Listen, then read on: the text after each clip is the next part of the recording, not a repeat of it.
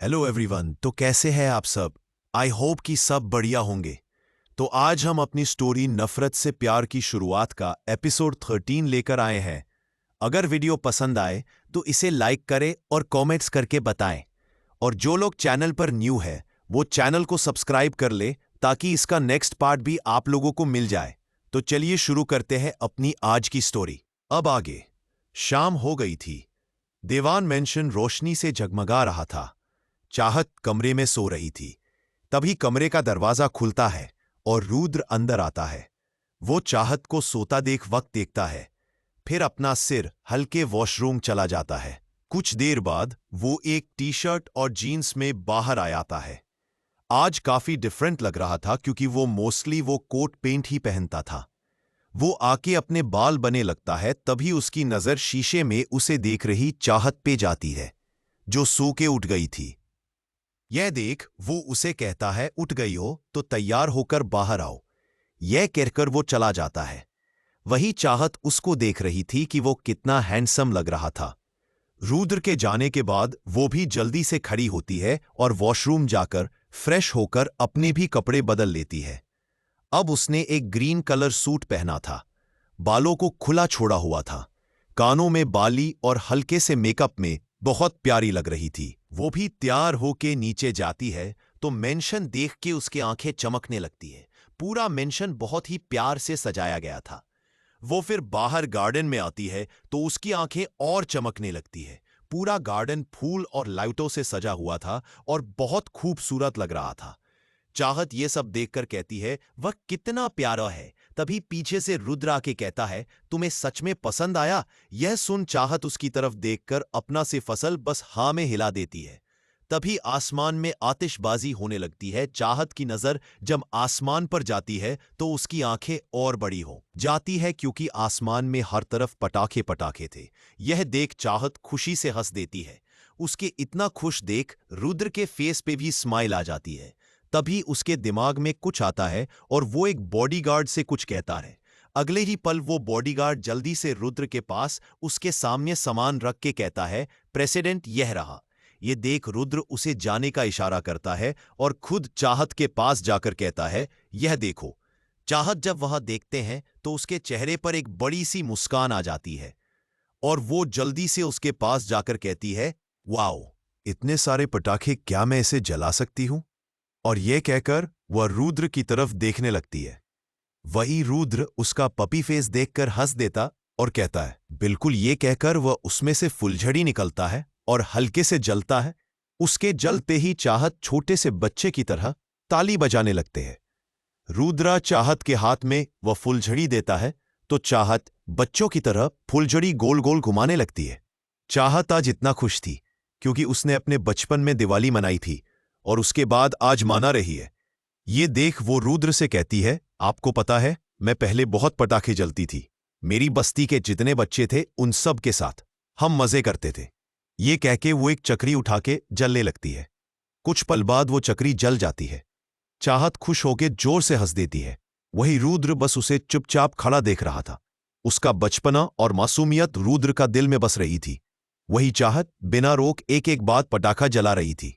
वही मेंशन के सारे लोग मौजूद थे। चाहत सबको खींच के लाती है और फिर सबके साथ पटाखे जलती है। आज तो सब बहुत खुश थे। सालों बाद मेंशन में इतनी खुशी का माहौल था। फिर चाहत जाके उन सारे पटाखों में सबसे खतरनाक पटका उठा के लाती है और उसे जलती है। उसके जलती है उसमें से तेज आवाज होती है, बूम। ये देख चाहत जल्दी से पीछे जाके रुद्र के गले लग जाती है और डर से अपनी आंखें बंद कर लेती है। वही रुद्र भी चाहत को इतना डरा देख के उसे कसके अपनी बाहों में संभाल लेता है। वही मेंशन के सारे लोग आंखें पाड़े यह नजारा देख रहे थे। उनके प्रेसिडेंट, जो किसी लड़की के करीब नहीं थी, वो आज एक लड़की को अपने बाहों में लिया खड़ा है। वही रुद्र और चाहत तो अपनी ही दुनिया में घूम थे। तभी जब चाहत को एहसास होता है अब सब ठीक है, तो वह जल्दी अपनी आंखें खोल के रुद्र से अलग होती है और इधर उधर देखने लगती है। वही रुद्र भी अपने होश में आता है। वह जब इधर उधर देखता है तो वहां कोई भी नहीं था। सारे लोग वहां से जा चुके थे क्योंकि कोई भी अपने प्रेसिडेंट और उनकी बीवी के प्यार के पल खराब नहीं करना चाहता था। ये देख चाहत कहती है, अरे सब लोग कहाँ चले गए? यह कहते हैं वो वापस पटाखे जलाने जाती है तो रुद्र उसका खास हाथ पकड़कर कहता है, बस बहुत हुआ। तुमने अपने मजे के लिए इतने पटाखे जला लिए, बहुत है। मन गई दिवाली, अब और नहीं। तुम्हें पता है कितने ज्यादा प्रदूषण होता है इन पटाखों से। उसकी बात सुन चाहत कुछ नहीं कहती है क्योंकि उसे उसकी बात सही लग रही थी। रुद्र उसका हाथ पकड़ के मैंशन के अंदर ले जाता है। वहीं कोई था जो उन दोनों को दूर से देख रहा था। उसके जाते ही वो भी वहां से चला जाता है।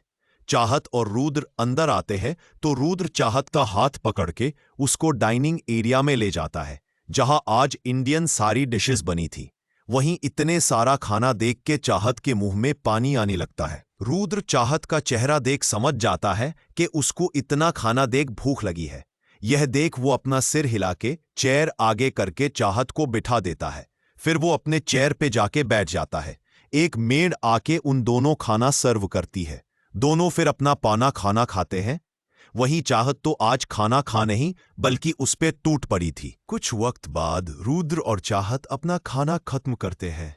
तभी रुद्र के पास एक कॉल आता है। वो दूसरे तरफ की बात सुन के एकदम से कहता है, ठीक है, मैं आ रहा हूं। वही चाहत रुद्र को देख रही थी जो थोड़ा परेशान लग रहा था। वो कुछ पूछती उससे पहले ही रुद्र वहां से चला जाता है। उसको जाते देख चाहत सोचती है कि ऐसा क्या हो गया जो इतनी जल्दी में चले गए। अपना मन में खुद से सवाल करती हुई चाहत अपने कमरे में चली जाती है। वही रुद्र बाहर आके अपनी कार में बैठ के ड्राइवर से कहता है, सिटी हॉस्पिटल चलो। यह सुन ड्राइवर हॉस्पिटल के लिए चल देता है। कुछ देर में उसकी कार हॉस्पिटल में रोकती है तो रुद्र बाहर आके हॉस्पिटल के अंदर जाता है। वही अंदर जाते ही उसके सामने मिस्टर खुराना खड़े थे। रुद्र उनके पास जाके, अब कैसी है नताशा? यह सुन मिस्टर खुराना रोते हुए उसने सुसाइड करने की कोशिश की है। यह सुन रुद्र हैरान होके, व्हाट, सुसाइड पर क्यों? तभी पीछे से आवाज आती है, तुम्हारी वजह से। नताशा की बात सुन मैसेज खुराना नताशा को समझाते हुए कहती है, नहीं नताशा, ऐसी बातें नहीं करते मेरे बच्चे। देखो तुम्हारे सामने कौन है। यह कहकर वो सामने इशारा करने लगती है। जैसे नताशा सामने देखती है तो रुद्र खड़ा था और नताशा रुद्र को देखकर मुस्कुरा देती और कहती है, तुम आ गए रुद्र, तुम आ गए, मुझे पता था तुम भी मुझसे प्यार करते हो, तभी तो मेरे बारे में सुनते ही तुम आ गए।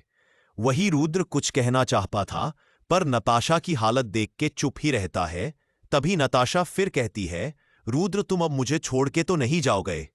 यह सुन रुद्र एक गहरी सांस लेके कहता है, नताशा इस बारे में हम बाद में आराम से बात करेंगे, पर अभी तुमको आराम करना चाहिए। यह सुन नताशा खुश होते हुए, सच में तुम बाद में बात करोगे?